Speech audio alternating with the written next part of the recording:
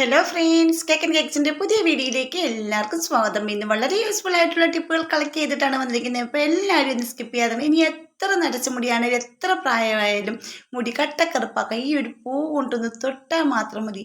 എല്ലാവർക്കും അറിയാവുന്ന ബ്ലൂ ശംഖുപുഷ്പമാണിത്. ഇതുകൊണ്ട് എങ്ങനെയാണ് നമുക്ക് നാച്ചുറലായിട്ട് വീട്ടിൽ തന്നെ എങ്ങനെ തയ്യാറാക്കുന്നതെന്ന് നോക്കാം. ഇനി കെമിക്കലൊക്കെ മേടിച്ച് പണി വാങ്ങേണ്ട കാര്യമില്ല. വീട്ടിൽ തന്നെ ചെയ്യാൻ പറ്റുന്ന അടിപൊളി ടിപ്പാണ്. വീടിൻ്റെ മുറ്റത്ത് വളർന്നു നിൽക്കുന്ന ഈ ഒരു പൂ മാത്രം മതി. അതെങ്ങനെയാണെന്ന് കണ്ടു നോക്കൂ. അതുപോലെ തന്നെ കുറച്ച് കിച്ചൺ ടിപ്സിൽ ഉൾപ്പെടുത്തിയിട്ടുണ്ട്. അപ്പോൾ നേരെ വീഡിയോയിലേക്ക് പോകാം.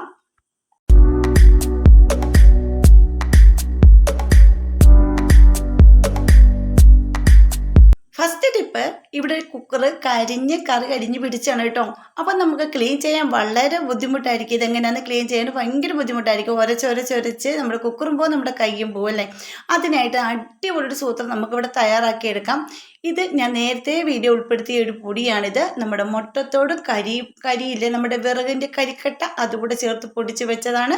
ഇത് രണ്ടും കൂടെ അങ്ങോട്ട് എടുക്കാം. അതിലേക്ക് അരമുറി നാരങ്ങ നീരും കൂടെ അങ്ങോട്ട് പിഴിഞ്ഞൊഴിച്ചതിന് ശേഷം അത് നമ്മുടെ കുക്കറിലേക്ക് കറ പിടിച്ച് ഏത് പാത്രം ആയിക്കോട്ടെ, സ്റ്റീലിൻ്റെ പാത്രം ആയിക്കോട്ടെ, ഏത് പാത്രം ആയിക്കോട്ടെ, ആ പാത്രത്തിലേക്ക് ഒന്ന് ഇട്ട് കൊടുത്തതിന് ശേഷം 5 മിനിറ്റോളം റെസ്റ്റ് ചെയ്യാൻ വെക്കുക. അടുപ്പത്തൊന്നും വെക്കേണ്ട കാര്യമില്ല.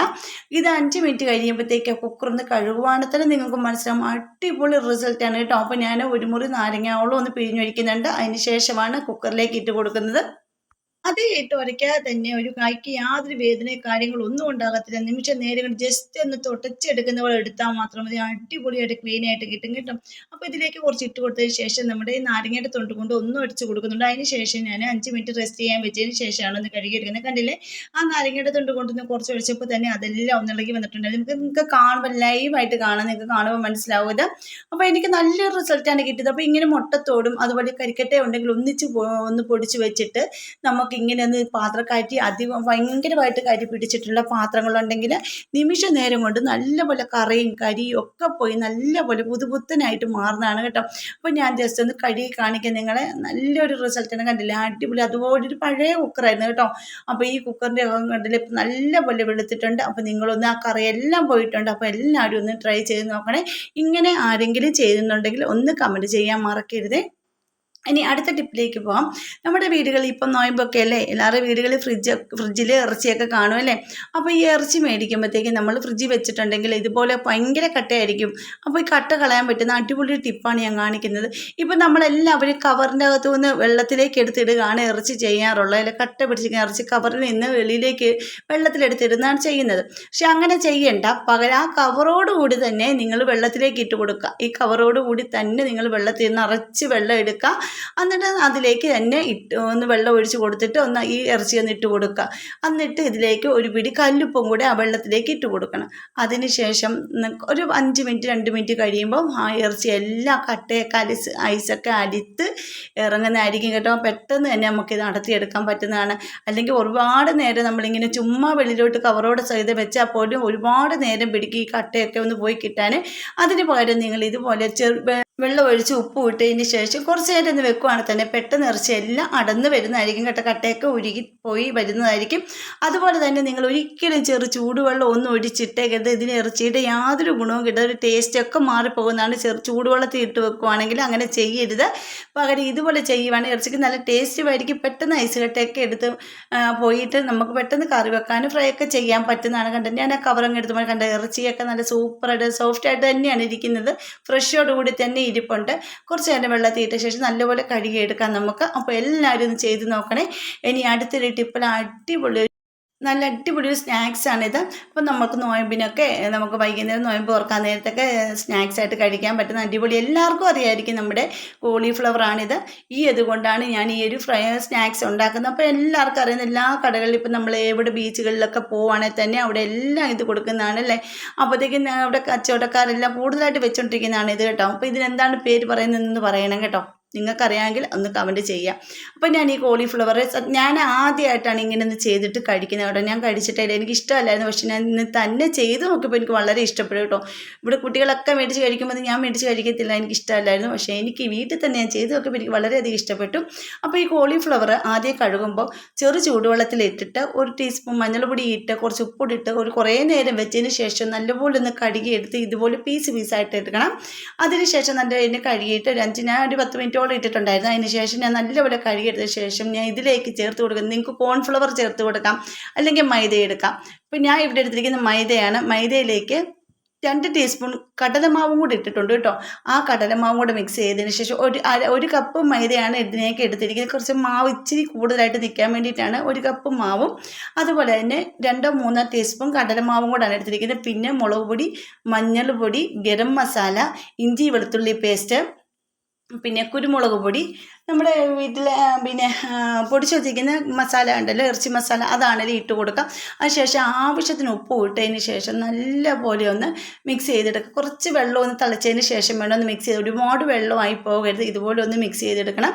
അപ്പോൾ ഞാൻ ഇത് ഫുള്ളും ഞാനൊന്ന് മിക്സ് ചെയ്തെടുത്തിട്ടുണ്ട് ഇതേ രീതിയിൽ. എന്നിട്ട് കുറച്ച് നേരം ഒന്ന് അടിച്ച് ഞാൻ ഫ്രിഡ്ജിൽ തന്നെ വെക്കുന്നുണ്ട്. വൈകുന്നേരമാണ്, അന്നപ്പോൾ ഒന്ന് പൊടിച്ച് വെക്കണ്ട, നമ്മൾ നോയമ്പ് തുറക്കാനിരിക്കുന്ന നേരം കൊണ്ട് മാത്രം ഇത് പൊടിച്ചെടുത്താൽ മതി. എന്നാലും നല്ല ക്രിസ്പി ആയിട്ട് നല്ല ടേസ്റ്റ് നല്ല സോഫ്റ്റ് ആയിട്ട് ഇതിരിക്കത്തുള്ളൂ. ഇത്രയ്ക്ക് നല്ല ടേസ്റ്റാണ്. ഇന്ന് കഴിച്ച് നോക്കിയപ്പോഴാണ് മനസ്സിലായത് കേട്ടോ, നല്ല ടേസ്റ്റാണിത്. അപ്പോൾ ദേ ഞാൻ കുറച്ച് നേരം അടച്ച് വെച്ചതിന് ശേഷം ഒന്ന് ഫ്രൈ ചെയ്ത് കാണിക്കാം. കണ്ടില്ലേ, നോയമ്പ് തുറക്കാൻ സമയമായപ്പോഴാണ് ഞാൻ ഫ്രൈ ചെയ്യുന്നത്. കണ്ട് നല്ല സൂപ്പറായിട്ട് നമ്മുടെ ചിക്കനൊക്കെ ചെറിയ കഷ്ണങ്ങളാക്കിയിട്ടൊക്കെ പൊരിച്ചെടുക്കത്തില്ലേ, എന്ന ടേസ്റ്റാണ്. ചിക്കനൊക്കെ കഴിക്കുന്ന അതേ ടേസ്റ്റാണ് നമ്മുടെ ഈ ഒരു കോളിഫ്ലവറിന്.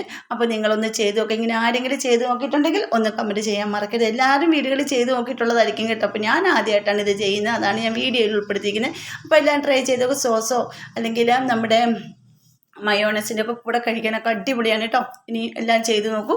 ഇനി അടുത്ത ടിപ്പ് വളരെ യൂസ്ഫുൾ ആയിട്ടൊരു ടിപ്പാണ്. നമ്മുടെ വീടിന് മുറ്റത്തൊക്കെ വളർന്നു നിൽക്കുന്നതാണ് ശംഖുപുഷ്പം. ഇത് വെള്ളപ്പൂവുണ്ട്, നീലപ്പൂവുണ്ട്, രണ്ടും നല്ലതാണ്.